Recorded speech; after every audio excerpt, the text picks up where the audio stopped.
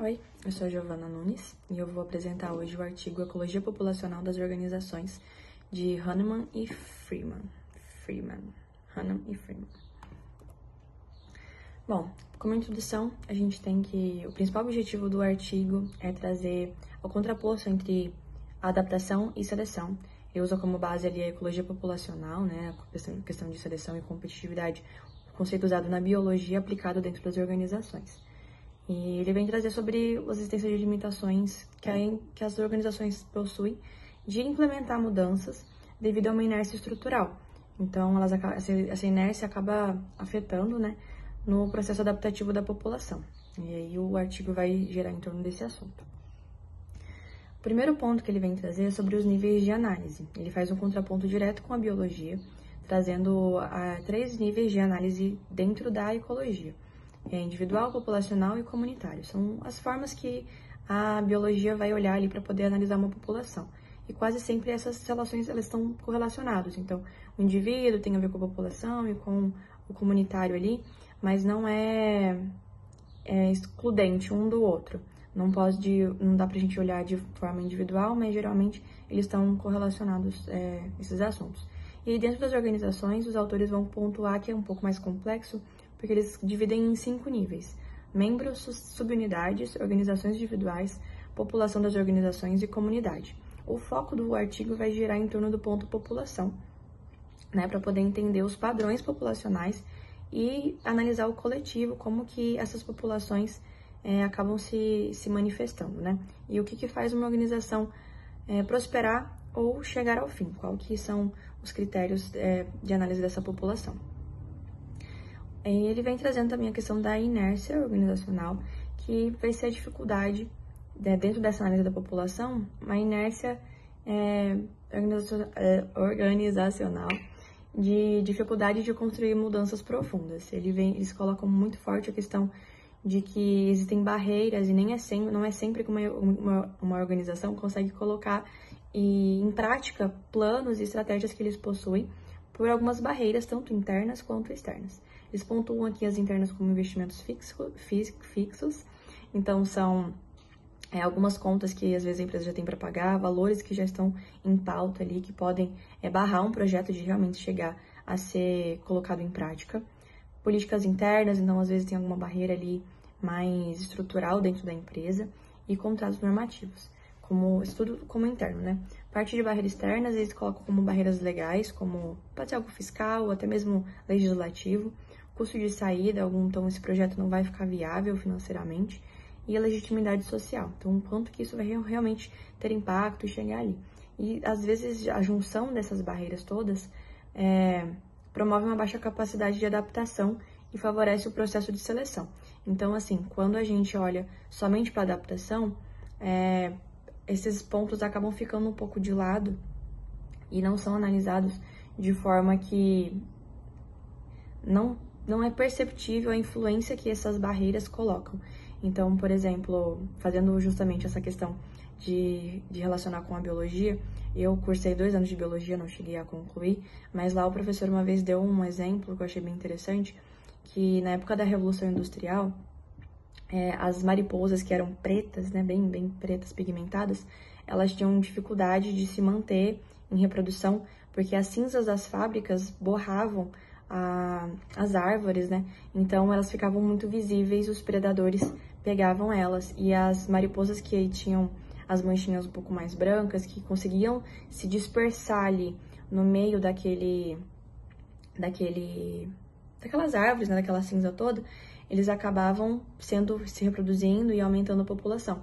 Então, às vezes não era só se adaptar, tinha uma questão de seleção mesmo, onde o mais forte, ou no caso aqui, com mais recursos, né, acaba se sobressaindo em detrimento de outros. Isso. Aí ele vai trazer depois a questão do isomorfismo, um próximo tópico que o artigo vai abordar, sobre as tendências das organizações se tornarem semelhantes, justamente por essa questão da seleção. Então, se um modelo de negócio dá certo, a probabilidade deles se focarem nisso e se tornar mais voltado para esse ramo é muito maior, porque a probabilidade de sobrevivência é maior, então elas vão acabando tendo um modelo de negócio muito parecido dentro dos nichos, né? Então, a seleção acaba eliminando as organizações que são menos capacitadas e fortalecendo as que sabem se colocar no mercado. E aí elas acabam sendo semelhantes mesmo. E aí a gente já começa a puxar o gancho do principal tópico que o artigo toma, que é sobre a competição, que vai mudar esse comportamento.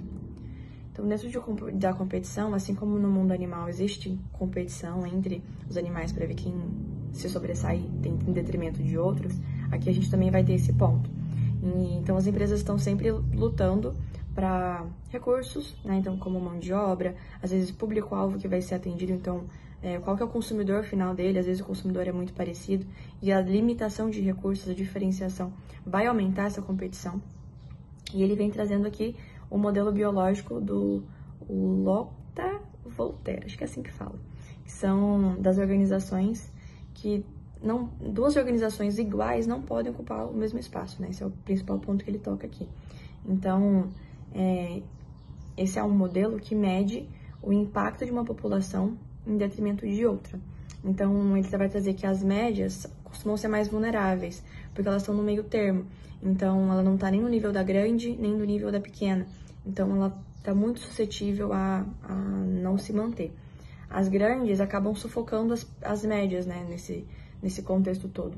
E as pequenas, dependendo do nicho que elas estiverem atuando, elas conseguem sobreviver, porque elas não estão no mesmo nível, né, no mesmo nível de competitividade. Então, se elas são um pouquinho menores, dependendo de onde elas estão, elas ainda conseguem sobreviver, mas ainda assim é muito difícil.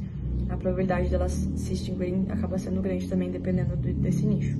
E aí a seleção competitiva vem para explicar o desaparecimento de algumas organizações, por que algumas se mantêm e outras não.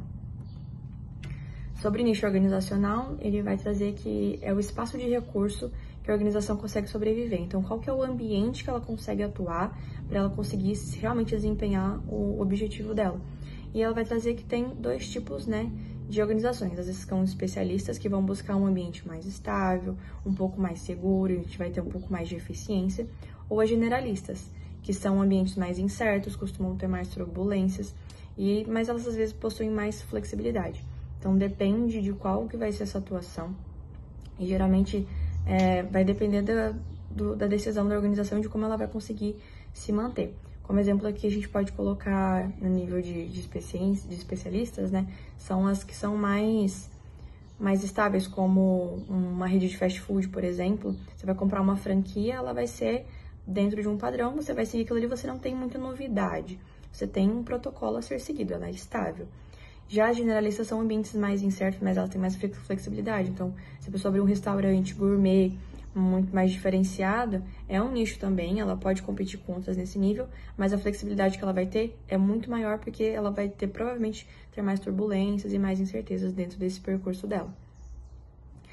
Dentro dessas analogias todas, a gente tem algumas limitações, né, em comparação das organizações com a biologia, porque, querendo ou não, a gente tem as diferenças que dentro de uma organização a gente não tem um fator genético, por exemplo, como a gente tem na questão biológica.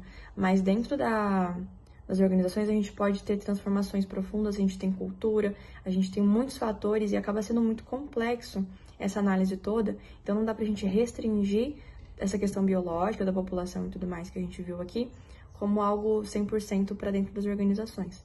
Mas é uma analogia muito interessante da gente analisar. Como conclusão, a adaptação, ele coloca aqui que a adaptação é mais valorizada do que a seleção. Então, a gente acaba falando muito sobre adaptação, que o empresário precisa se adaptar, mas a questão da seleção também é muito forte, e o artigo, né, acaba provando isso, que às vezes não importa, não só a vontade do gestor, né, de fazer e de mudar, às vezes não é suficiente para que essa empresa se mantenha no mercado, porque ela tem recursos, ela está em um nicho diferente, tudo isso vai influenciar para que ela realmente consiga se destacar e perdurar dentro do mercado. Mas assim, a gente, como eu já falei, né, a ecologia populacional ela pode auxiliar no entendimento dos eventos organizacionais, é interessante fazer essa análise, e eles ressaltam a necessidade de fazer mais pesquisas ainda sobre a competição no ambiente organizacional, utilizando esse recurso, né? A gente pode ainda expandir dentro disso, mas que é importante a gente olhar para a população organizacional como um todo, e não apenas para os gestores. Então, qual é o contexto todo em que isso está inserido, e não apenas os membros, mas também todo o contexto em que aquilo está inserido para que tenha o resultado que a gente espera, né? E aí, por fim, eu pedi para o chat fazer uma imagem que eu queria ter colocado, na verdade, no início, mas ele acabou fazendo essa daí. Eu não quis colocar no início, mas eu coloquei no final, que eu achei legal, que ele fez um resuminho do artigo ali, a questão da inércia, de como as empresas são, às vezes, estagnadas, né? São mais restritas, como a competição atua nisso tudo e como que a seleção pode fazer com que essa empresa evolua, né? Porque a seleção vai definir quem vai ou não, essa competição que vai fazer essa seleção em grande parte. Muito obrigada.